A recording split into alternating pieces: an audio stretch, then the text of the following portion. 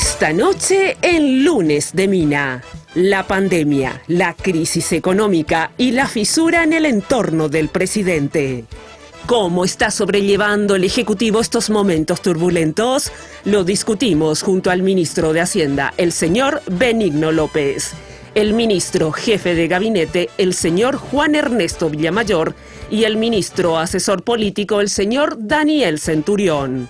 Acompáñenos a partir de este momento con ustedes, la señora Mina Feliciangeli.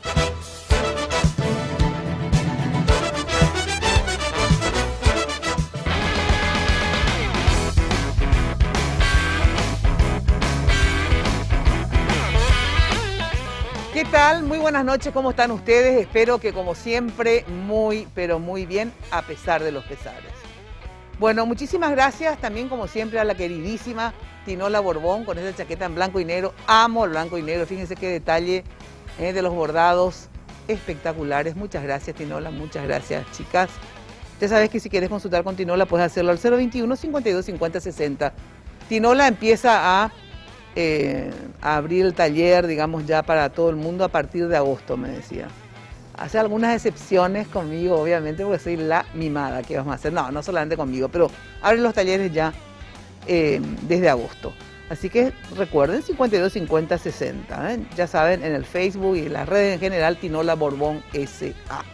También agradecer a los chicos y las chicas de Joseph que me miman, me malcrían. Ya sabes que hay un Joseph en cada barrio, pero la Casa Central, que es todo un imperio de la belleza, es ahí al costado de la terminal de ómnibus. Bueno, hoy vamos a tocar, vamos a hacer un análisis sobre la situación y las perspectivas del país y del gobierno, por lo tanto también, en el barco de la pandemia. Y para lo cual van a estar acá y están acá, nada más y nada menos que el ministro de Hacienda, obviamente quién mejor que él para pintarnos la situación económica y las perspectivas. Benigno López, ministro de Hacienda. Gracias por estar, ministro. Un gusto, Mina, estar contigo y compartir este programa con Juan y con Dani. Y en la parte política, Juan Ernesto Villamayor, ministro secretario de Gabinete de la Presidencia de la República. Gracias por estar, Juan Ernesto. No, por favor, el placer es mío. Y Daniel Centurión, ministro asesor político de la Presidencia de la República. Gracias por la invitación, Mina, y también saludarle a todo el equipo de trabajo de NPI. Un placer estar en el programa con mayor rating.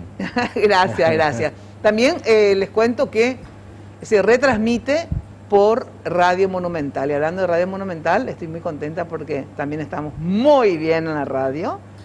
No me gusta decir estoy primera y eso, ¿verdad? Porque después cuando estás última no decís nada, ¿verdad? Pero bueno, me encanta de todas maneras que nos elijan. De verdad, muchísimas gracias a todos los oyentes y a todas las personas que nos siguen día a día. Jenny Domínguez, ¿cómo está usted? Buenas noches, Mina, el placer de saludarte y a nuestros invitados. Gracias por acompañarnos esta noche. El Lunes de Mina les decimos a nuestros televidentes que pueden opinar sobre los temas y el tema que les traemos esta noche. Ingresen a nuestras redes sociales, @MinaFTV es nuestra cuenta que ya aparece en pantalla, es nuestra cuenta de Twitter, y Mina Feliciangeli es nuestra cuenta en Facebook. Así que escríbanos porque los vamos a leer. Quiero agradecer a la gente de Segolén y Tinola que me viste cada lunes con...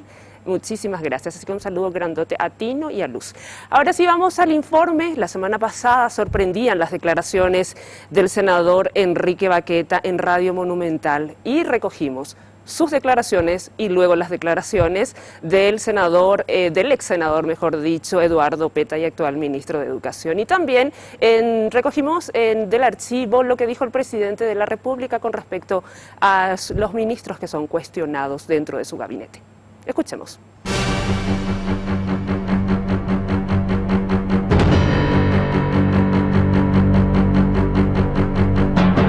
La pandemia por el coronavirus no solo está causando estragos en lo económico y social, también en lo político. La semana pasada fue una semana turbulenta para el presidente de la República, mientras el operativo Cicatriz, que intenta sembrar la paz entre los líderes de Colorado, Añetete y Honor Colorado para darle gobernabilidad a Mario Abdo, sigue su curso. En el entorno del poder se produjo una fisura muy importante que podría terminar en una grieta, cuyas consecuencias aún no dimensionamos. Enrique Baqueta renunció como líder de Colorado Añetete en el Senado y luego hizo unas declaraciones explosivas. Puedo seguir defendiendo algunas cuestiones que no creo que correspondan en este momento. Muy poco diálogo con el líder en muchos aspectos. Sí. Además de eso, lógicamente se nos sumaron una cantidad de situaciones de malos manejos en diferentes instituciones. Yo le vengo manifestando al presidente de la República hace rato el tema del INDER. Cirugía mayor en el INDER. Se le destituyó a uno y vino otro que realmente deja mucho que desear. El tema de puertos, otro tema que deja mucho que desear.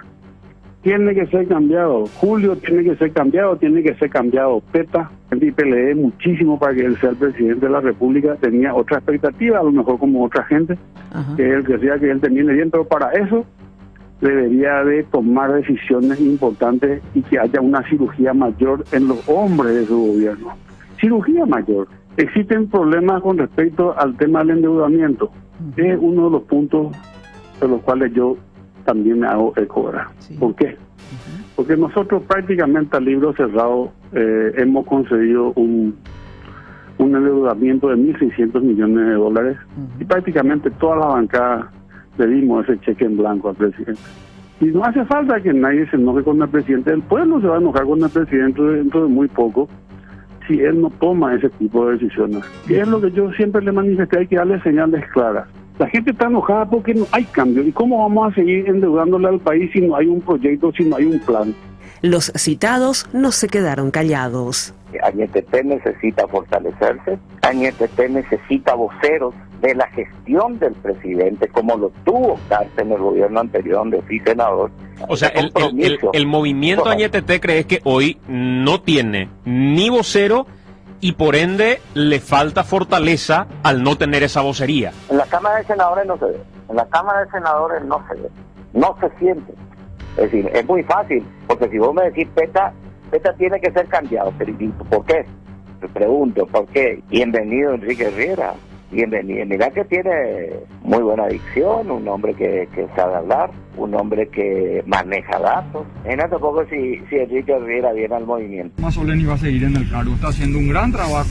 El mundo hoy felicita a Paraguay. El mundo hoy reconoce el trabajo que está haciendo nuestro país. Estamos salvando muchísima gente y gran parte de eso es debido a las decisiones propuestas al presidente de la República por parte del ministro Mazzoleni. ¿Qué presidente? Te vamos a evaluar. De hecho, hay una típica cultura de que en agosto tienen que haber cambios, ¿verdad? Pero en agosto nosotros estamos defendiendo el presupuesto general de gastos de la nación. Normalmente es un mal mes para proponer cambios, porque justamente es el momento donde cada ministerio está defendiendo su presupuesto ante el Congreso de la Nación. Pero obviamente nosotros estamos haciendo evaluaciones permanentes de los ministros.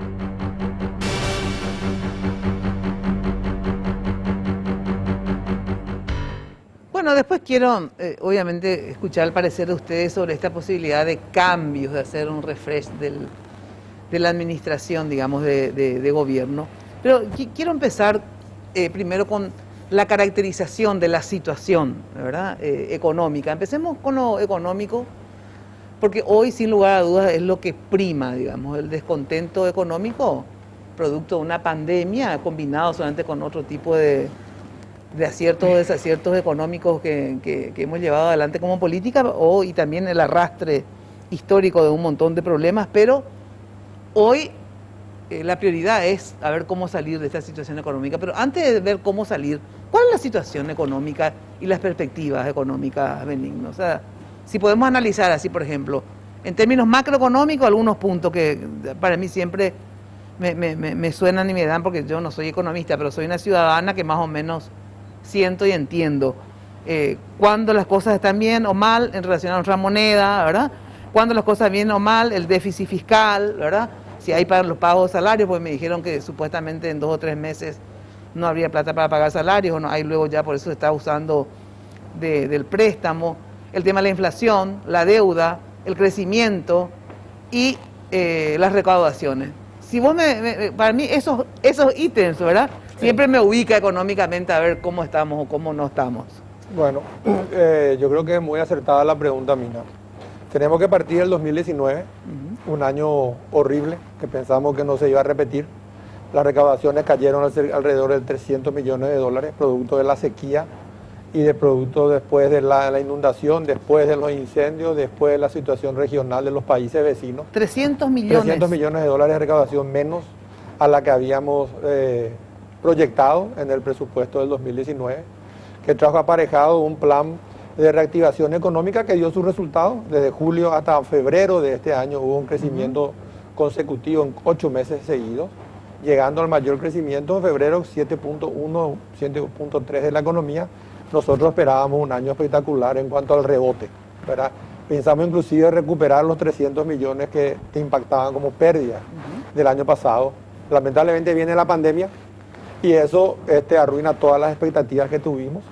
Tuvimos que tomar medidas sanitarias que son elogiadas en la región y en el mundo por sus efectos. Se ha podido contener el número de infectados y el número de fallecimientos. Y eso generó un problema económico también, que tiene también sus secuelas. Nosotros en aquel momento, marzo, hay que recordarse que estábamos hablando de marzo, donde todas las expectativas y los análisis eran de que iban a haber como 700.000 infectados, 15.000 muertos, y que el sistema de salud debía hacer frente a eso. Entonces presentamos un plan de emergencia que tuvimos el acompañamiento del Senado, que nos permitió generar un puente en los meses que pensamos, tener cerrada la economía, fortalecer todos los sistemas preventivos, hacer funcionar el Estado de manera eficiente, con sus compromisos que tiene con los funcionarios, con la deuda, con los proveedores. Parte de la línea de 1.600 iba para eso, 550 millones de dólares era aproximadamente para el funcionamiento del Estado, 500 y pico millones eran para el Ministerio de Salud y otros 500 millones eran para el fortalecimiento de los programas de contención social que pensamos nosotros que iba a ser clave en ese momento. Y de hecho lo fue, ¿verdad? En poco menos de 3 semanas teníamos funcionando los 5 programas y todos tuvieron éxitos y debilidades, ¿verdad? Como consecuencia del apuro en enfrentar una cuestión que nadie sabía que iba a pasar.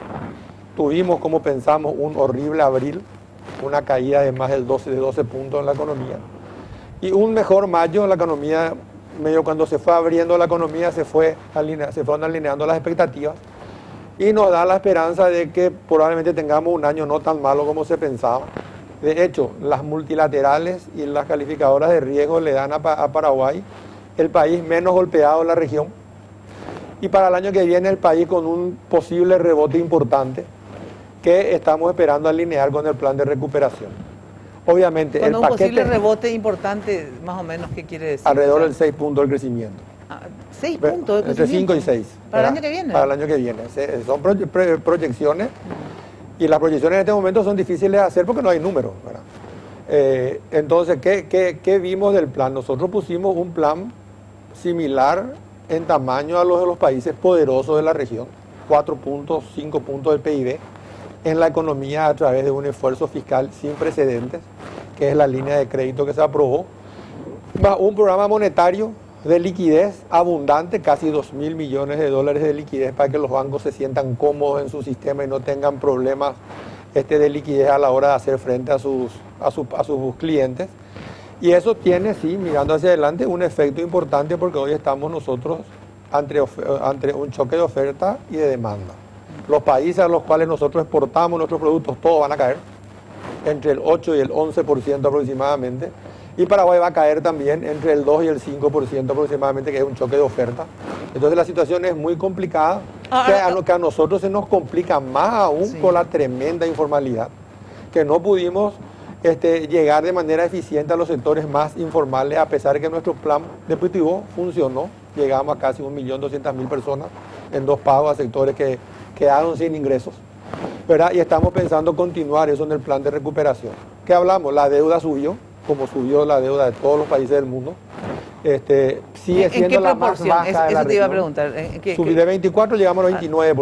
Casi ¿verdad? 30. Casi digamos. 30, ¿verdad? Es la más baja de la región igual, ¿verdad? Aumentó el déficit fiscal. El déficit fiscal que teníamos ya el año pasado afectado, ahora tenemos pensado terminar alrededor de 7 puntos del producto. Lo que obliga a que hagamos lo que estamos proponiendo nosotros en nuestro plan de recuperación, un proceso de ajuste, un proceso de reformas estructurales en los lugares donde son necesarios. Nosotros dividimos los procesos en urgentes, importantes y necesarias.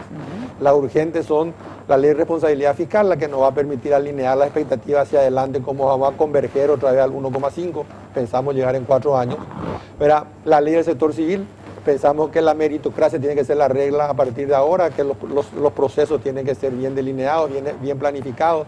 La ley de compras públicas, aprendimos que es buena nuestra ley, pero requiere de fortalecimiento y tal vez habría que ver qué hacer con la famosa UOC de cada entidad, ver si cuál es el mejor modelo. Yo preferiría, siendo un país tan chico con 7 millones de habitantes, tener una sola unidad que maneje todas las compras, pero estamos definiendo, eso teníamos pensado presentar el año que viene, el presidente ordenó que lo adelantemos, estamos terminando para septiembre de este año. Y después están las importantes, ¿verdad? Las importantes son las que nos van a hacer llevar adelante que el país en función al fortalecimiento institucional, la gobernanza del sector público, el fortalecimiento del capital humano, que es educación, salud y protección social, que están corriendo en paralelo, pero que no van a estar listas este año, ¿verdad? Porque requieren de un consenso amplio. Por decirte nomás, parecería que las reformas estructurales son nuevas, pero no lo son. Son de antigua data y de muchos reclamos del ciudadano que nosotros sí estamos poniendo en carpeta. Con el fortalecimiento del capital humano, un programa de mejora de la educación que está liderando Eduardo, ¿verdad? El Plan Nacional de Transformación de la Educación. Si vos mirás los números hacia atrás, vas a ver que en el 2003 educación llegaba a 220 millones de dólares de presupuesto, hoy llega a 1.450. Y aún así, el costo por estudiante es $1.000 cuando la región tiene 2.000. Necesitamos más inversión ahí.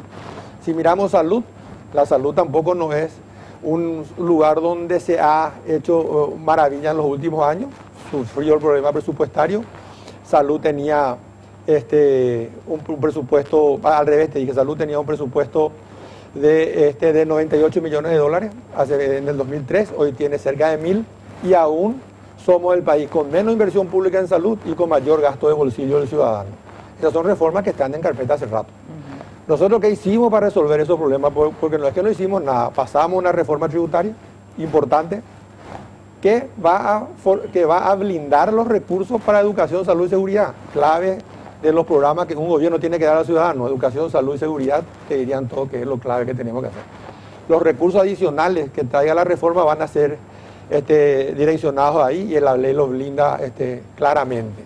Ahora, los esfuerzos que tenemos son volver a la responsabilidad fiscal, generar la confianza del sector privado a través de estos programas de ajuste, un gran recorte o una gran reorientación de los recursos tributarios que hoy tenemos a sectores que son necesarios. Nosotros tenemos, como dijo el presidente en la grabación, estos 45 días para afinar el presupuesto. Está prevista una reunión con todos los ministros y el presidente, donde él va a dar la línea de base de cómo presentar. ¿Qué significa afinar el presupuesto? ¿Es disminuir qué? No, acá no es cuestión de disminuir, acá es cuestión de tu ingreso no te va a dar. O sea, no es cuestión de recortar como se malentiende o se dice, sino ajustar que cada uno lo que queremos nosotros decirle hoy a los ministros, en lugar de que vos te vayas y que Hacienda te corte tu presupuesto, vos presentame un presupuesto con algunas reducciones que vos crees que podés hacer para aguantar el año que viene. Ya sé, pero ¿en qué se podría reducir? Y se puede reducir, cada uno tiene que mirar.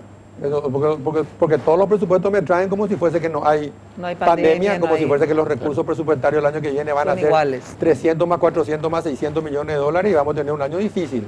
Y todos tenemos que entender, y a mí me gusta hablar en estos programas porque yo creo que hay que mandar el mensaje claro. La ciudadanía sufrió mucho con la pandemia. El sector privado quedó sin trabajo, se redujeron salarios, se redujeron horas de trabajo. Nosotros en el sector público no. Entonces nosotros tenemos que tener la empatía para que en los próximos años ayudar a que esto se resuelva. Sigue hablando porque tu micrófono no me está molestando. Sale bien, porque la corbata, ahí está. Me saco la corbata. Es en vivo, entonces hacemos todo en vivo. Ahí. Y bueno, ya esa es la situación económica. Tuvimos un año malo el año pasado, un año horrible este año. Creemos que nos vamos a recuperar, creemos que el plan que tenemos presentado y que queremos presentar los próximos días al Congreso es el camino para la recuperación. Ahora, dentro de después, ¿cuál es el camino? Pero sí. Dentro todavía de la caracterización de la situación. Sí. Nuestra moneda, por ejemplo, ¿cómo Nuestra está? moneda está bien, la inflación no fue un problema para nosotros, está una inflación sumamente controlada por debajo de la meta. ¿Verdad? La relación con el tipo de cambio está igual que los países que tienen una fortaleza macrofiscal. Yo creo que esta situación a nosotros nos sacó lo bueno y lo malo. Lo bueno que hicimos como Paraguay en los últimos 15 años, que es la fortaleza fiscal y monetaria, que puede hacer frente a esta pandemia, y el Paraguay tiene espacio. ¿Y el dólar la tendencia es que siga subiendo, se va a estabilizar? ¿Ustedes van a intervenir, están interviniendo para mantener...? La ley a nosotros no nos permite intervenir para fijar un tipo de cambio. La ley nos permite a nosotros intervenir, sobre todo al Banco Central, no al Ministerio de Hacienda, sí, ya sé, a intervenir en caso de cuando hay movimiento especulativo. Exacto. Si el Banco Central detecta que el movimiento especulativo, interviene. Sí. ¿Verdad? Si no, ¿Y está interviniendo o no? Y no, porque no es especulativo. Yo creo que está acompañando un poco el ritmo para que para que sea predecible y para que sea suave el proceso de ajuste. ¿Va a seguir subiendo? No sé, si supiéramos eso seríamos todos ricos en el sector público, pero claro, no sabemos. Si tener la plata vaya a cambiar. No sabemos. La tendencia ocurre día a día, pero en situaciones de crisis lo que yo aprendí, que el dólar es una moneda de refugio, entonces mucha gente va a correr al dólar para tratar de protegerse. Entonces es posible que haya una mayor demanda. Ahora si miramos también el aspecto social, digamos, de la crisis, ¿verdad? Porque sí, hablábamos del déficit, de la deuda, etcétera, etcétera, pero hay dos índices también que a mí me interesa siempre, ¿verdad? Por eso cuando vos hablas de educación, salud y seguridad, cierto, son tres cosas indiscutibles muy importantes, pero para mí hay algo otra vez que yo siempre pongo por encima, una parte de la salud que está por encima de todo, pero inclusive por encima de la educación, es el tema del trabajo, ¿verdad? Sí. Entonces, el tema de desempleo y el índice de pobreza. ¿Cómo estamos en desempleo e índice de pobreza? La pandemia va a afectar, o sea, la pandemia va a afectar el empleo en muchas... ¿Pero en qué proporción va a afectar? Y vamos a ir viendo, todo depende... Hasta ahora, ¿en todo qué depende proporción? de la certeza que haya o no sobre la apertura de la economía, ¿verdad? Sí. Hay sectores que van a ser más afectados que otros. O sea, los llamados de la fase 4, que son sectores de aglomeración, seguramente van a esperar un tiempo más y va a tener que generar otra vez la demanda para que la gente vaya. Hoy están abiertos los restaurantes, yo suelo ir a esos restaurantes a comer y la gente es menor. Entonces, va a afectar en la pobreza. Nosotros queremos que no se vuelva atrás ese esfuerzo enorme que se hizo para salir mucha gente de la línea de la pobreza y volverse clase media. El esfuerzo en el plan está apuntando ahí, ¿verdad? Fortalecimiento del empleo, conservación del empleo, formalización de la economía, proveerle como incentivo salud y educación. O sea, va a depender de cómo lo ejecutemos, va a depender de qué apoyo tengamos en el Congreso para sacar el plan como estamos pensando nosotros. ¿Qué se puede hacer, digamos? Ya sé que, por ejemplo, obras públicas es una política justamente para generar empleos, ¿verdad? Sí. Y hay que ver otras dentro de obras públicas, hay algunas obras que efectivamente generan más mano de obra que otras, pero aparte de la obra pública, ¿cuál es otra vía, digamos, de generar empleo?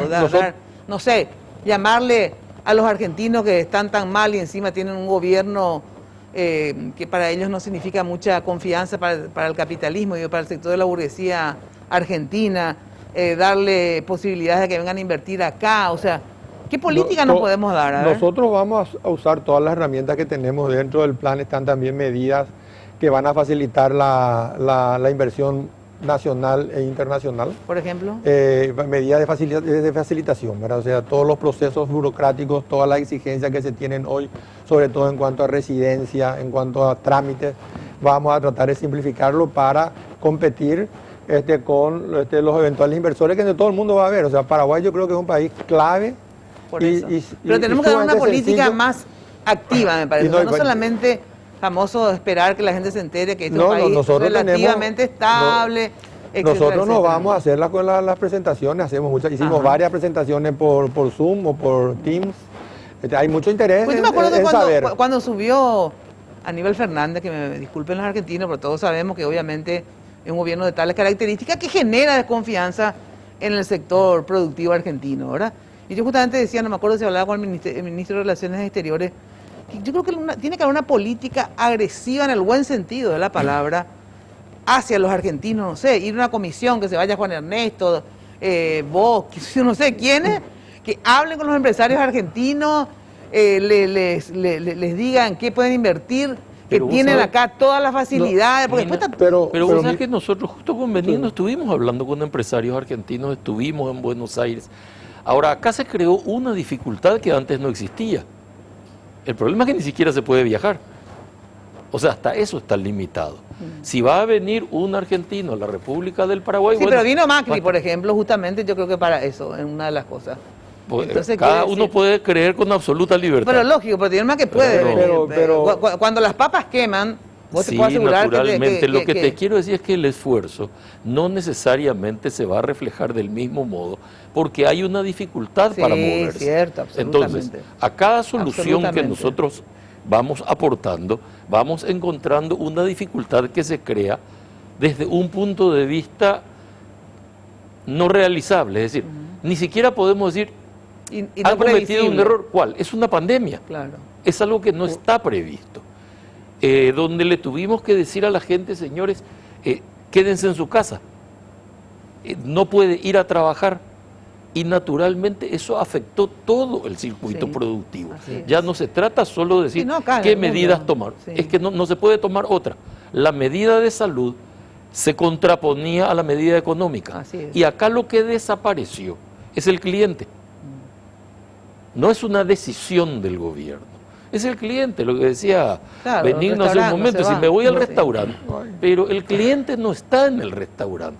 Aunque yo le dé un crédito, el problema no es el crédito. Le puedo considerar, que de hecho estamos considerando, aprovecho para comentar ya eso también, la tasa impositiva en el nuevo proyecto de ley, incluso para las tarjetas del exterior o para los restaurantes, haciendo una consideración a la baja. Fíjate que ya somos un país con una presión tributaria baja, que no necesariamente autoriza a encarar los problemas sociales con la suficiente fortaleza. De hecho, ya tenemos una baja recaudación y una presión tributaria de la cual nos enorgullecemos cuando le decimos al empresario venga a invertir, siendo todos conscientes que con esa presión también es difícil dar solución a los problemas sociales. Sin embargo, tenemos que volver a considerar a la baja. Y aunque consideremos a la baja, no tenemos la certeza que el cliente vaya a aparecer. Por ejemplo, ¿qué bajarías? El IVA del restaurante. Por ejemplo. Por ejemplo, otra cosa. Hay una larga lista. Nosotros en el tema frontera, por ejemplo, se redujeron los costos de importación y de exportación de manera sustancial, esperando que el cliente aparezca, ¿verdad? Varios ítems de varios aranceles, ahora se está trabajando en una ley de lo que no se puede tocar por decreto, de esta manera hacer más atractivo el segmento, ¿verdad? Pero, como dice, necesitamos que el cliente venga. Y nosotros, para necesitar que el cliente venga, y yo creo que esto no es que tiene que venir mañana, pero puede venir perfectamente a partir de enero seguramente, van a estar mirando cómo resolvemos nuestro problema de la pandemia en el mundo económico. Van a estar mirando si vamos a seguir con esos déficits fiscales altos, que probablemente la inversión no va a venir. Si ve que hay un compromiso del Estado a través de las leyes que vamos a presentar y aprobar, como las leyes de responsabilidad fiscal, el presupuesto para el año que viene, si todo está alineado en función a la vuelta a la responsabilidad, van a llover los inversores a partir del año que viene. Ahora, les pregunto algo.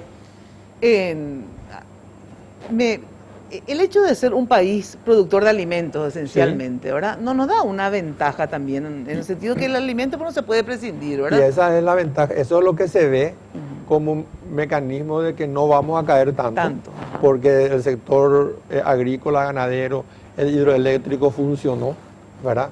Nosotros vamos a seguir siendo proveedores de alimentos.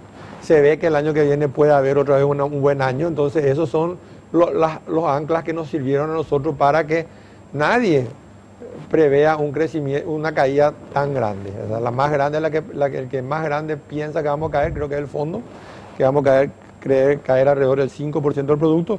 Nosotros creemos que va a ser menos, ¿verdad? Pero hay que mirar, son todas proyecciones en función a lo que pasa hoy. Porque ahora, por ejemplo, hablando con Colmán, tu viceministro, ¿verdad? Aparte de que me dio un dato que realmente es escalofriante, en el sentido que en términos económicos esta es la peor crisis en muchos años, en 1947 creo que fue una, y esta es comparable con esa, digamos, ¿verdad? Entonces, bueno, esto te da un poco de miedito, pero a la vez me decía que, así como en abril cayó 55% las recaudaciones, ¿verdad? Creo que me decía que en mayo... 30. Yo 30. Ya se... Y en junio ya se empató. Y en junio ya se empató, ¿verdad? Sí. Entonces, a ver, en tan poco tiempo de una fase cero, no sé cómo se llamaba la fase que todos estábamos encerrados, ¿verdad? A que se empezó a abrir un poco, ¿cómo? Pues, ya se empezó a mover. Si bien es cierto que los restaurantes no están llenos, ni mucho menos, no sé, la gente compra de otro modo, o sea que, por suerte, cierto consumo existe. El consumo, por ejemplo, ¿bajó en qué nivel? Bajó bastante, pero se está recuperando. ¿Verdad? Y todo va a depender otra vez de la certeza que haya, ¿verdad? Si nosotros seguimos sin estar seguros de si la economía se va a seguir abriendo y existe la posibilidad de un retroceso, eso no alinea las expectativas. Entonces el sector privado, que es el que va a llevar adelante todo esto siguiendo algún impulso nuestro, no va a invertir. Si los actores económicos no ven el compromiso fuerte del Estado, no del gobierno, del Estado, en reconvertir otra vez la economía a una economía dentro de la senda de la responsabilidad fiscal, tampoco va a invertir. Entonces, en estos meses que se van a dar, la apertura de la economía, el no retroceso y las medidas que empecemos a enviar en cuanto a reformas, a contención de gastos, a mejorar la calidad del gasto, van a ser clave para que nuestros sufrimientos sean del menor tiempo posible. Bueno, vamos a continuar luego de la pausa y ya quisiera meter, aunque después volvamos otra vez al tema económico, el tema político. O sea, así como efectivamente va a haber y hay descontentos sociales por el problema económico, ¿verdad? ¿Cómo hacemos para que en contrapartida tengamos estabilidad política para poder hacer frente a ese descontento social? Porque otro de los elementos, digamos, para el capital, ¿verdad?, que es bastante sensible en la hora de poner la plata en la mesa, es también la estabilidad, no solamente económica, los índices, a ver cómo va el guaraní, la inflación, el déficit fiscal, sino que también la gobernabilidad, ¿verdad? Es que la estabilidad política condiciona la estabilidad económica. Y viceversa también, ¿verdad? O sea, se retroalimentan, porque cuando están bien económicamente, hay ya de por sí estabilidad política, porque la gente está contenta. Eso es muy difícil, aunque haya unos tarados que te escupan el asado, no tienen eco. Bueno, pero cuando la cosa está mal, ahí cualquier tarado puede descomponer la fiesta. Bueno, en términos políticos, a ver, este tema de las declaraciones de Baqueta que escuchamos, ¿verdad?, con ciertos cuestionamientos. Si bien Baqueta renunció del liderazgo, hay cuestionamientos de otros también. O sea, por ejemplo, Beto Velar también dice, sin renunciar a nada, pero dice que tiene que haber cambios. Enrique Riera, ya sé que no es de Colorado en YT, pero digo, ¿verdad?, también hoy habló de que tenía que haber cambios y justamente habló también del cambio de Benigno, por eso le pregunté a Benigno, le iba a volver a preguntar. Dijo Peta, Benigno, Enrique Riera, digo. Y Enrique Baqueta también habló no de Benigno, pero sí habló de Peta, inclusive de Mazzoleni, de Puertos, del INDER, etcétera. Y bueno, y podemos recordar otros tantos, ¿verdad? A ver, hoy políticamente, yo siempre digo que cada gobierno, la idealidad de cualquier gobierno es tener mayoría en ambas cámaras, porque como se tiene que gobernar con el Ejecutivo y con el Congreso, ¿verdad?, lo interesante es que tengas o mayoría propia o una alianza que hayas conseguido. A ver, ¿cómo estamos, digamos, como gobierno, ya que ni siquiera el partido que le tendría que sustentar, ¿verdad?, política y socialmente al presidente no está todavía del todo unido y hay este tipo de roces, resquebrajamiento, fisura?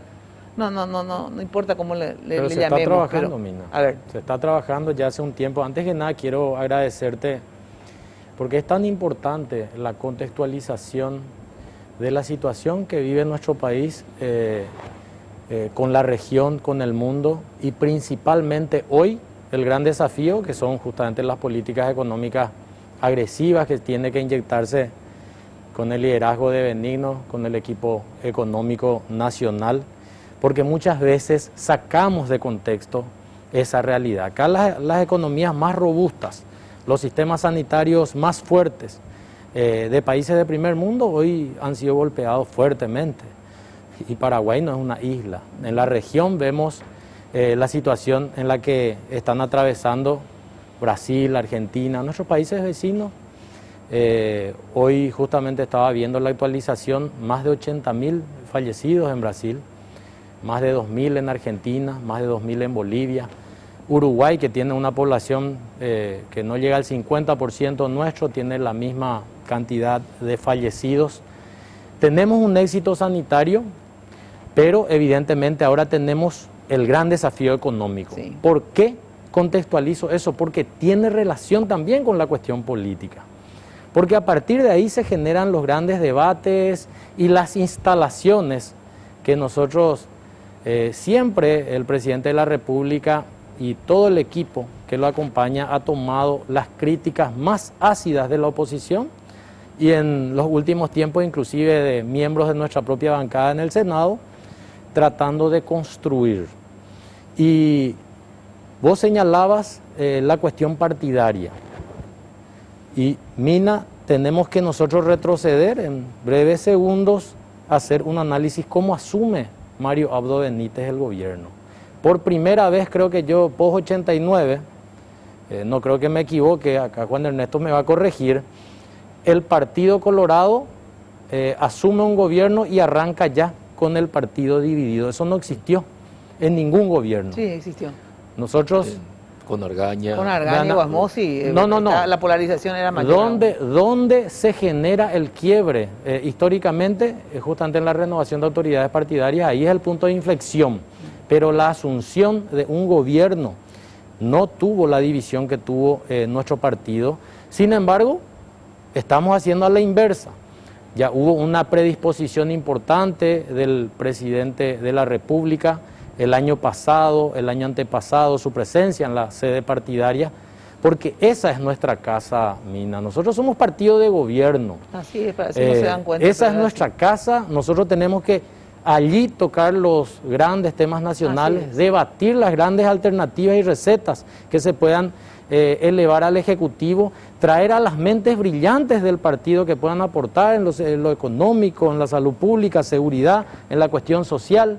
Y ese trabajo se inició ya hace un tiempo, justamente a principio estaba liderado por el senador Juan Carlos Galaverna, por Enrique Baqueta, por Beto Velar, y hoy en día eso está dentro de la coordinación de José Alberto Alderete. Así existe un relacionamiento fluido, pero nosotros tenemos que recostarnos con el Partido Colorado unido, porque somos un partido político de gobierno, que está en función de gobierno, y necesariamente se tiene que dar no, aparte esa es unidad. una cuestión así como hacer referencia histórica, la primera vez, que no es la primera vez, como te digo, sino que ya hubo otras, pero hay que aprender pues de la historia, ¿verdad? Porque para eso tiene que servir. Sin lugar a dudas, aparte de una cuestión básica, de política básica, no, ni siquiera hace falta ser muy... Un gobierno que no tiene sustento político, obviamente, no solamente es débil, sino que tiende a caer. De su propio ¿verdad? partido. No, sí, algún sustento tiene que tener. Obviamente, en este caso, fue el Partido Colorado que lo llevó encima de un partido fuerte. Pero ustedes como partido, fíjate vos, Stroessner, que era un líder fortísimo, no sé cómo te explico, era un dictador, cae cuando se divide el partido entre tradicionalistas y militantes. Si no, todos los opositores queríamos que se caiga, pero no se caía nunca, ¿verdad? Pero se divide el partido, cae el presidente. ¿Cuándo toman la oposición, la intendencia de Asunción? Cuando justamente se divide Juan Ernesto y, ¿cómo se llama? Y Morales, ¿verdad? Se divide el partido, gana Carlos Filisola. Vamos a la oposición. ¿Cuándo cae Lugo? Cuando se divide el PLRA y el Frente Guazú, fue Lugo, ¿verdad? Y gana, ¿por qué? Gana Lugo cuando Castiglioni y Zacarías no votan a Blanca Ovelar y dividen el partido por esta cuestión de desconfianza electoral, gana Lugo. Entonces, no sé, hay demasiado. Y que podés ir a la falta de gobernabilidad de Cuba. Claro, exacto. O sea, Entonces, todo ese escenario. Y ponemos, ya que te gusta contextualizar, esa debilidad de fracciones dentro del partido, estando en el gobierno y en el marco de una pandemia, ¿verdad? Entonces es una irresponsabilidad feroz, ¿verdad? Porque no es solamente un problema de los colorados, o sea, le van a traer problemas a todo el Paraguay si ustedes realmente no toman conciencia de que tienen que fortalecer su partido y gobernar realmente y darle sustento al gobierno. O directamente, si no, pónganse de acuerdo y sáquenlo. Pero lo que no pueden es estar, digamos, divididos y sin ningún plan y sin ningún proyecto. Se está trabajando. Bueno, entonces, pero tienen que tomar conciencia en serio y hacerlo. O sea, yo sé que hay un plan de que la comisión ejecutiva, que se llama, sí, que la comisión ejecutiva esté integrada por los diferentes movimientos más fuertes, está en la agenda y que sean gente realmente representativa y con peso, ¿verdad? Porque ahí es donde se tiene que reunir cada 15 días o cada semana la comisión ejecutiva. Yo le ponía el ejemplo a Beto y a Enrique Riera hoy, que nosotros que éramos, cuando yo militaba políticamente hace 1000 años, que éramos un partido, que éramos una pulga en el cosmos, porque éramos más marginales que los marginales, pero nos reuníamos, teníamos otro comité político, discutíamos, yo hablaba del centralismo democrático, que si bien es una forma de organización de la izquierda, pero bien les vendría a ustedes, que es democracia en la hora de discutir. Se reúnen los 12 o los 14 que forman parte de la comisión ejecutiva del partido, discuten sí o no gobierno, sí o no préstamo que pide, sí o no a la política que envía Benigno, discutan democráticamente, que de verdad que ahí todos puedan decir, ayudar, etcétera, etcétera. Luego se vota y se tiene que implementar esa política, ¿verdad? Democracia en la hora de la discusión, pero centralismo absoluto en la hora de la decisión, ¿verdad? De llevar adelante el plan. Y es así. ¿Por qué no pueden hacer eso? ¿Por qué el gabinete mismo, el gabinete del gobierno, digo, de los ministros, ¿verdad? También, o sea, tiene que ser ley reunirse toda la semana, ¿verdad? Ver, discutir. ¿Qué es lo que vamos a hacer? A ver, no, vamos a hacer hincapié en el tema del empleo, vamos a hacer hincapié, esta cosa que estamos discutiendo acá, vamos a enterrar los cables, vamos a hacer empedrado y vivienda. Bueno, no sé quién se va a encargar, cómo vamos a hacer para renegociar los préstamos y vamos a redireccionar todo, pero de verdad creo que se debe hacer un debate entre todas las personas que forman parte del gobierno y el partido que lo sustenta. Porque muchas veces los colorados dicen, pero Marita nos da pelota, etcétera, etcétera, pero tampoco le va a dar pelota si ustedes mismos no están organizados y no funcionan como institución, digamos, ¿verdad? Como para que el presidente tenga una vía de conversar con su propio partido y que sea recíproco, un ida y vuelta. Pero ¿por qué no? ¿Por qué tardan tanto? Porque ya hace 2 años ya. Ese no me da pelota, me suena a... no sé muy bien qué quiero decir. Veamos. Una estructura gubernamental tiene determinadas características y al interior del gobierno se funciona con una palabra, con la palabra del presidente. Dentro de todo el movimiento queda claro que hay muchos componentes que están buscando mejorar la situación. Entonces, cada uno, para mejorar la situación, tiene una receta diferente. Sí. Eso no es debate, es sencillamente una receta distinta. Sí, eso no es problema. Pero no es más que eso, nadie tiene derecho a ofenderse ni a partir de la base, bueno, acá se resquebrajó todo. Porque tampoco nadie puede decir, bueno, yo tengo la única receta válida y hay que hacer lo que digo yo. Eso no sería un partido. Y yo tomo lo que vos estás mencionando primero porque hay cosas en las que vamos a coincidir antes de empezar el diálogo. Uno, nosotros vivimos una democracia de partido. Entonces, tenemos que fortalecer los partidos. Así es, con partidos débiles no se sostiene la democracia. Es falso razonamiento el que me conduce a decir que para fortalecer un sistema democrático yo tengo que destrozar a los partidos políticos. Y miren lo que pasó en Venezuela. Entonces, por eso, eso de la historia. No lleva a ningún lado. Entonces tenemos que asumir con todo el rigor el fortalecimiento de los partidos. Se está trabajando en ese sentido.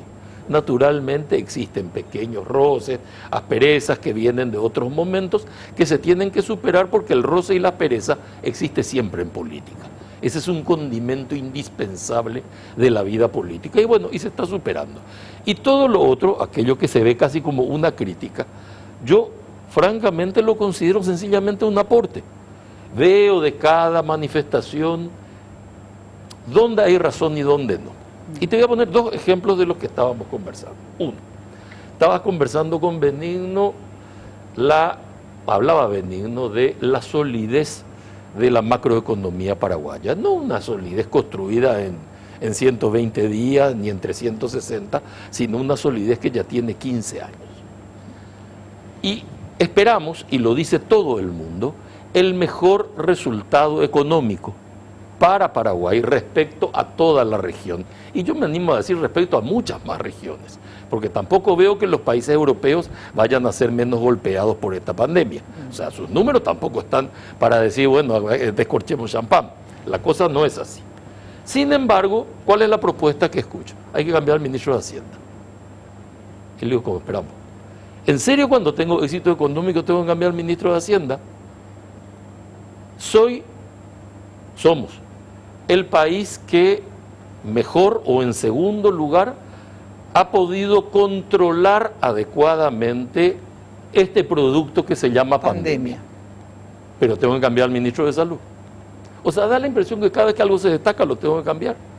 ¿Qué tengo? ¿Vocación de fracaso? Bueno, pero entonces, ¿sabes qué vos tenés que hacer? O sea, yo si fuera presidente, ¿verdad? Yo creo que por eso falta diálogo entre ustedes. ¿Entendés? Falta un diálogo, porque muchas veces, o sea, hay críticas que tienen fundamento y otras que son reacción, digamos, ¿verdad? O sea, yo estoy enojada, critico. La verdad que también forma parte del ser humano, porque tenés que analizar las pasiones humanas. Nada de lo humano es ajeno. Sí, exacto. Las pasiones humanas son así, se manejan así. Pero entonces, o sea, ¿por qué le querés cambiar a Benigno? O sea, entonces uno le pregunta a Riera, pero no yo que le hago preguntas, sino que también el presidente. A ver, sensacional. A ver ustedes, que quieren cambiarle a Benigno, quieren cambiarle a Mazzoleni, a Peta y no sé quién más, ¿verdad? ¿Por qué? Entonces, pero si vos de verdad, en vez de reaccionar, porque el desubicado quiere que se le cambie, imagínate, a Benigno cuando la economía va bien, a Mazzoleni cuando tenemos menos muertos que todo el mundo. ¿Qué sé yo?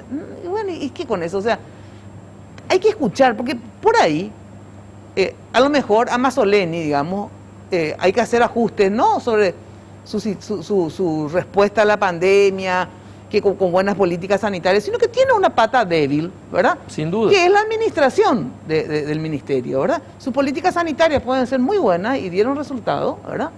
Pero la parte administrativa no es buena, ¿verdad? No es buena porque no compró todos los insumos que tenían que a esta altura ya estar. ¿Por qué? Porque no sé, su gente, no sé quién puta, yo no hice la investigación, ¿verdad? Contrató mal. El vocabulario, me gusta. ¿Verdad? El vocabulario es muy bueno. Y es así, no sé, o sea, si no le gusta, se jode. Bueno, entonces, entonces tiene una parte débil Mazzoleni. Tenía por lo menos. Ahora yo efectivamente, yo no lo cambiaría en este momento a Mazzoleni, en un momento de una pandemia, no sé que cometa más graves errores, pero hay que fortalecer su pata débil, ¿verdad? Porque no solamente castigar a los culpables, que también es castigar a los culpables, sino hay que ver por qué mierda hoy no hay todavía insumos en tales y tales hospitales que por lo menos dicen por la tele, como decimos, que no hay insumos en tal hospital, ¿verdad? O que tenemos solamente tantas camas de terapia intensiva, y si se dispara, sí, ojalá que no se dispare, pero hay que estar preparados. Si vos tuviste 4 meses de encierro con un costo económico, pero que me parece correcto, porque gracias a eso no nos morimos todavía todos, ¿verdad? Pero hubo un déficit del tema de preparar el sistema. Entonces hay que decir, bueno, por eso, pero entonces yo le convenzo, mira, cierto, Nico, en esto es cierto, y entonces vamos a cambiar la parte de administración. Pero en la parte sanitaria no, y en este momento de la pandemia cambiarle y traerle a uno que no sabemos que tipo Bolsonaro nos van a decir saquémonos la mascarilla, qué sé yo. Pero así es como se tiene que... No es que, no, Mazzoleni no se va a cambiar. Mi total apoyo a Mazzoleni. O sea, entonces crea reacción a todas aquellas personas que sí ven que Mazzoleni tiene una pata mega débil, que es la administración, no solo por la corrupción, no me estoy refiriendo al tema de la corrupción, no más. O sea que eso, sino que de haber creado toda la infraestructura en 4 meses, que ya sé que es difícil, pero tuvo que haber hecho más. ¿Entendés? Entonces, esa es su pata débil. Pero vos tenés que sopesar, tenés que sopesar y decir, yo igual la verdad que lo dejo, pero que corrija esto. Primero corrigió eso, sacó a todo el equipo que estaba ahí. Es más, hizo voluntariamente y sin que esté en el libreto, presentó él la denuncia fiscal. O sea, eso ya no estaba ni siquiera en el libreto. Lo que ocurre es que el nuevo equipo que entra también tiene su proceso para realizar las contrataciones. ¿Cuándo se vio la debilidad? Cuando el mismo gobierno, de la mano de Rindiendo Cuentas, es un programa del gobierno nacional a través del Ministerio de Hacienda, muestra la baja ejecución. Claro.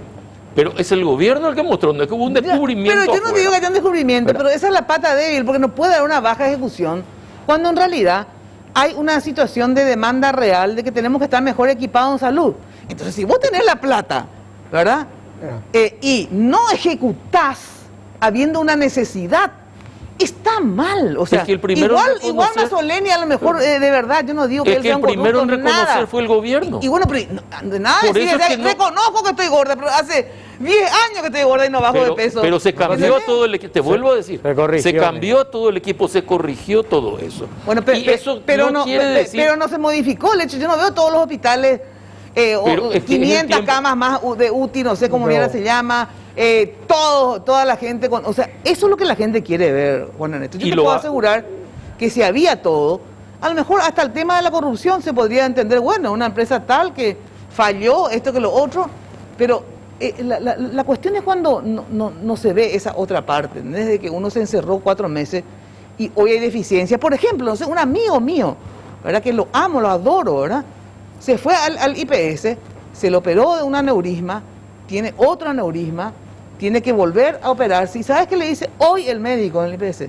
No hay insumos, no te podemos operar porque no hay insumos.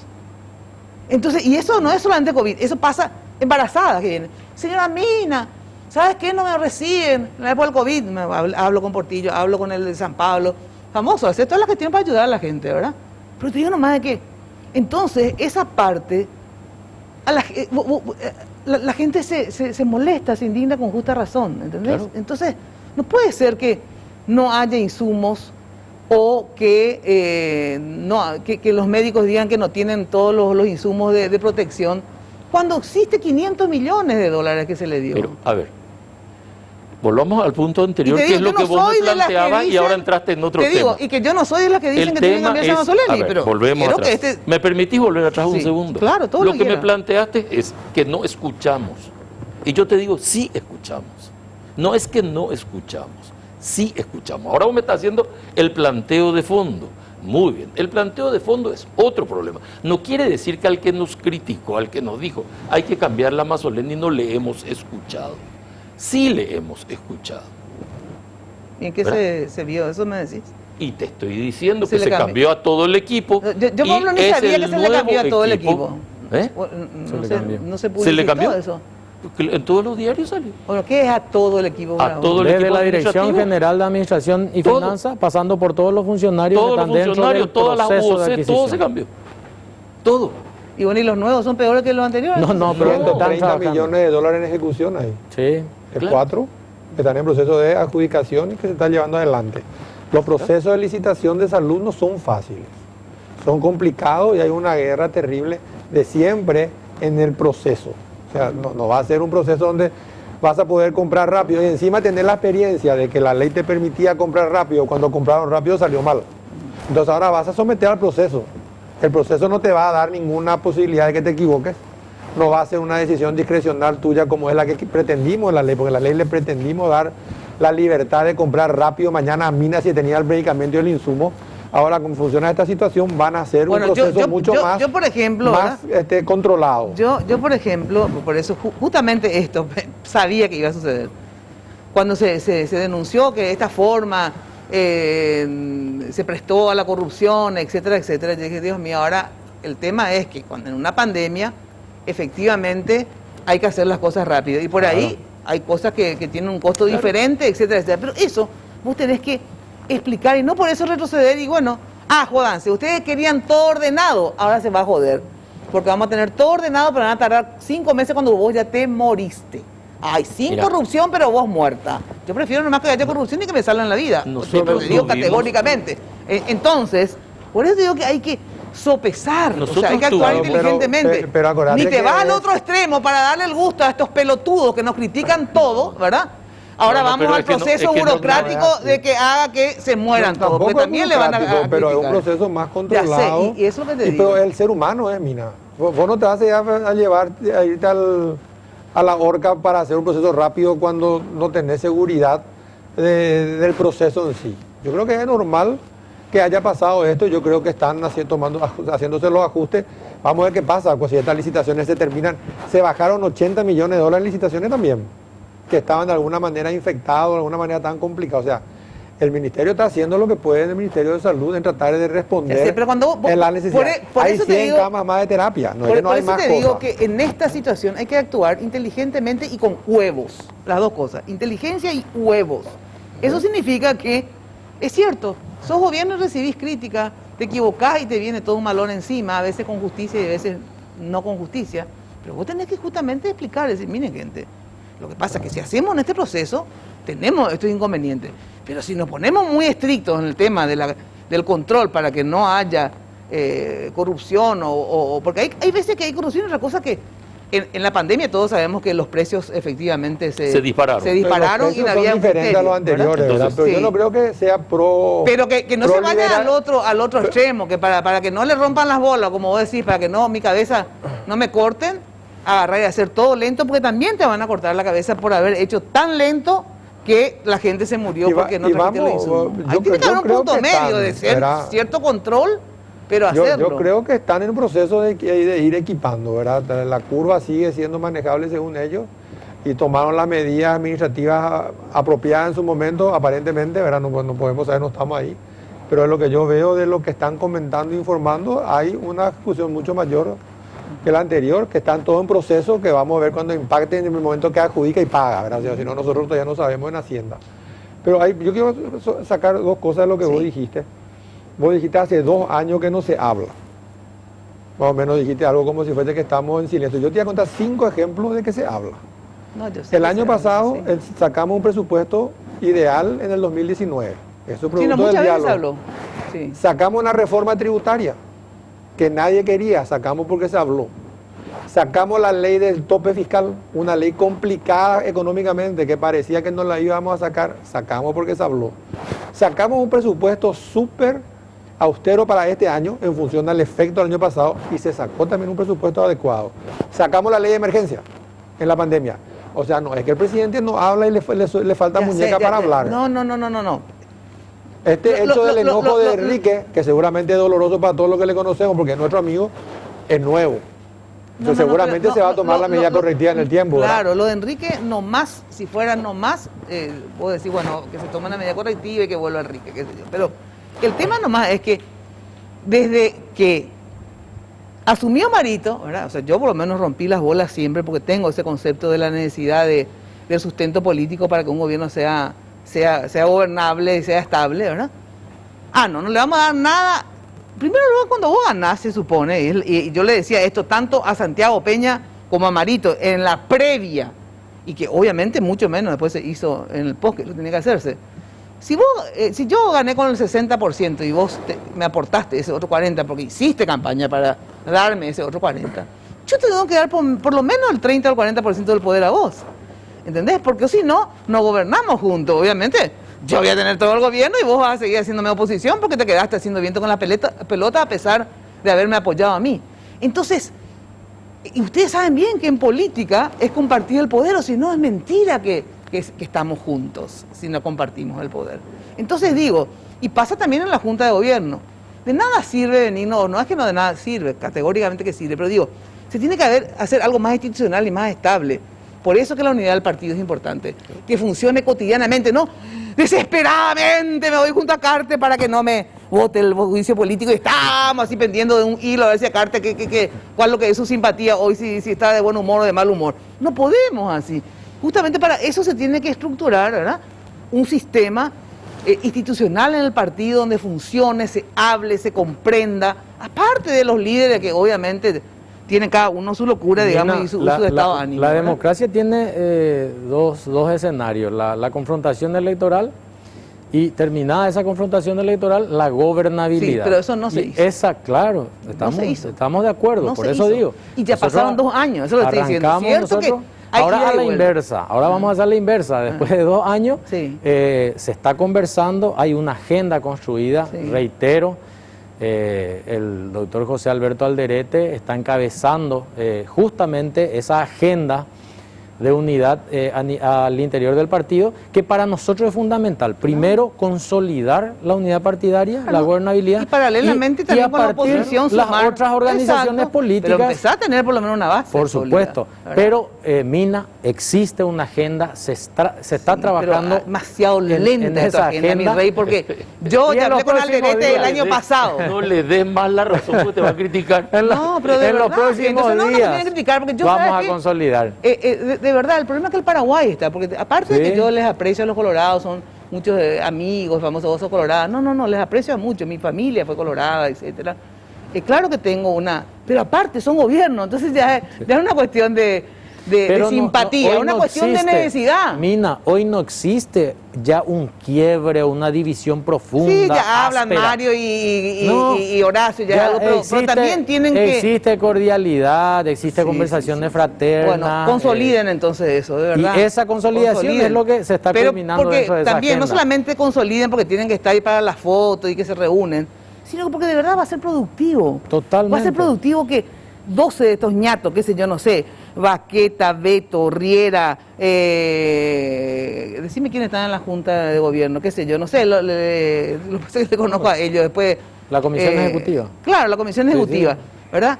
Que se pongan a discutir las políticas de Estado, que le ayuden al presidente, que le ayuden al país, que le critiquen, pero orgánicamente. Institucionalmente. Claro, o sea. Que se convoquen a las mentes brillantes como históricamente hizo el partido.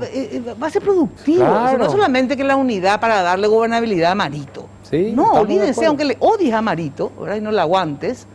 No, pero el presidente está decidido a eso, Mina. Bueno, está decidido a consolidar esa unidad. Y se está dando dentro de una agenda. Un poco lento seguramente para el gusto de muchos, entonces así ya pero empiezan a actuar, ¿entendés? Que es lo interesante. Totalmente. Bueno, atención. Bueno, dentro de esta cuestión económica benigno, de que efectivamente hay todo un plan de reactivación, dentro de esto había un pedido de 350 millones más de dólares, ¿verdad? Sí.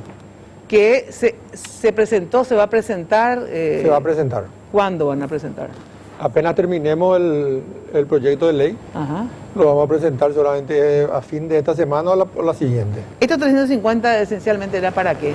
Era para obras públicas, viviendas, contención social, capitalización de crédito agrícola,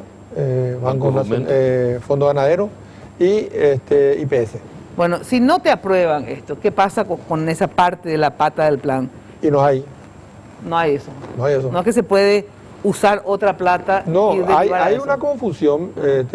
Yo entiendo, hablé con varios senadores, ellos dicen, hay recursos, ¿por qué pedir más recursos si todavía no ejecutaste los recursos? Eso. Cuando vos contabilizás los recursos que hay son 400 millones de salud, 100 millones de PTO, que lo de PTO se necesitamos una autorización legal para hacer un tercer pago y un cuarto pago que se va a incorporar al plan, y 90 millones de un programático del BID.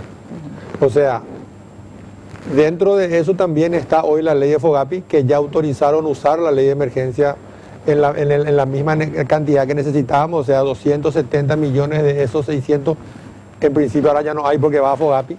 O sea, no hay recursos que podamos nosotros tocar libremente, si lo hubiéramos hecho.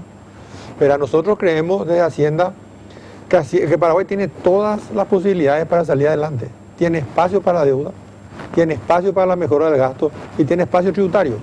Entonces nosotros no nos podemos quedar cortos en lo que tenemos que ofrecer a la ciudadanía para salir de este pantano en el que estamos, que es algo que nunca nadie quiso.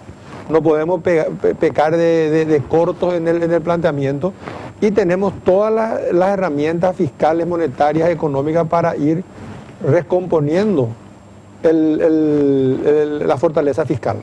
Pero ahora, si nosotros hacemos un plan que nosotros no presentamos el fortalecimiento de IPS, ¿cómo IPS va a responder a su gente, a sus asalariados, a sus asegurados en la parte de salud? Porque IPS hoy tiene una caída en recaudación de casi 40%. ¿Cómo nosotros vamos a ahora, y vos le explicaste esto así puntualmente a cada uno, partiendo la base? Nosotros vamos a explicar cuando nos vayamos al Congreso. Nosotros presentamos... ¿Pero no se habían ido ya al Congreso? No me fui todavía al Congreso. A explicar el plan de recuperación, no. Hablamos... ¿De qué hablaste entonces? ¿Porque te fuiste? A rendir cuentas de los 1.600 millones de la línea. Yo pensé que ahí después tenemos la contención social. ¿Cómo vamos a hacer una contención social si no tenemos esos recursos? Claro, porque la mayoría de los senadores con lo que hablé te dicen, por ejemplo, bueno, ellos tienen todavía plata que no usaron. Yo le tomo esa palabra. Y aparte de eso dicen que entonces sería interesante que vos digas dónde está la plata y por qué es que no podés usar la plata. Porque yo le digo, bueno, pero tienen que reprogramar. No. Nosotros le dimos a ellos esa plata. Ellos pueden usar en lo que quieren, es lo que me dijeron. O sea, claro. Que si le quieren dar, porque yo le dije, ¿por qué no compran mascarilla para los presos? No, porque no tenemos presupuesto. No es tan así. No es tan así. No es tan así. Yo entiendo que es así. Ahora, yo entiendo que es ese pensamiento de los senadores, yo entiendo. Pero no votaron eso los senadores, pero dijeron que eso votaron. Pero en la ley hay una redacción un poco restrictiva, que la Dirección General de Presupuesto entiende que solo es para COVID. ¿Verdad? Entonces nosotros estamos viendo eso, cómo interpretar, estamos terminando el análisis. Bueno, pero vos sabés que... Pero yo entiendo la crítica. No te fuiste, pero por ejemplo, justamente Enrique Baqueta, Santiago Peña dijo que Honor Colorado discutió y que probablemente no apoyen. Que está bien, y es decisión de ellos. No, ya sé, pero no es una cuestión de pitar y decir, bueno, es decisión de ellos, no porque te cagan a vos tu plan. Entonces, lo que yo te pregunto es... yo voy a usar la misma palabra de Santi, no a mí. Cuando nos la votaban a él la ley o le hacían un presupuesto, no le complicaban a Santi. No, ya sé, pero ¿cómo podés hacer para revertir esto, te digo? Si le complica a la gente que no va a tener acceso a ese plan. Pero vos a mí no me complica en absoluto. Pero vos tenés conciencia... No, te complica porque sos el ministro que tiene que administrar la crisis. Sí, pero si es la decisión... Porque si vos no tenés la capacidad de comunicar y convencer de que este plan es el correcto, y si no, se van a la mierda todos, también es tu incapacidad. Este es el problema. No, yo no soy responsable de lo que ellos no quieran hacer. Este plan es el correcto. Y si plan es el correcto, si no quieren aprobar, yo no puedo hacer nada. Pues este plan es el correcto, este es el plan el que nos va a sacar a nosotros a flote. Bueno, ¿y qué pasa? No te votan, no lograste convencer. Y vamos a ver qué podemos hacer. Algo vamos a tener que acordar, ¿verdad? ¿Tenés un plan B o no tenés plan B? A lo mejor va a ser más pequeño, a lo mejor no vamos a hacer las viviendas, a lo mejor no vamos a fortalecer el todo de salud, a lo mejor vamos en vez de tener 350, vamos a poder tener 200. No sé cómo, yo no puedo presumir que va a ser un fracaso si todavía no escucharon el plan. Santi sí escuchó, ¿verdad? Pero los demás no. Fue el que dijo... Y está bien, esa es una posición de él. Y yo te pregunto, ¿no? El supuestamente Honor Colorado. Ahora, ¿qué pasa, te pregunto, si Honor Colorado, según, yo te digo lo que me dijeron, ¿verdad?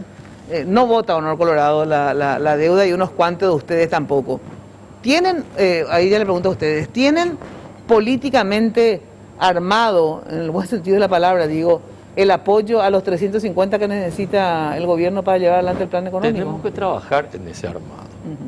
Una vez terminado de elaborar el plan, es cuando podemos salir a buscar los votos y a convencer.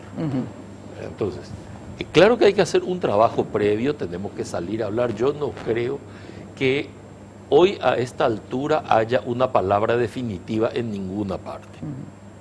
Es más, el que hoy dice no, mañana puede decir sí.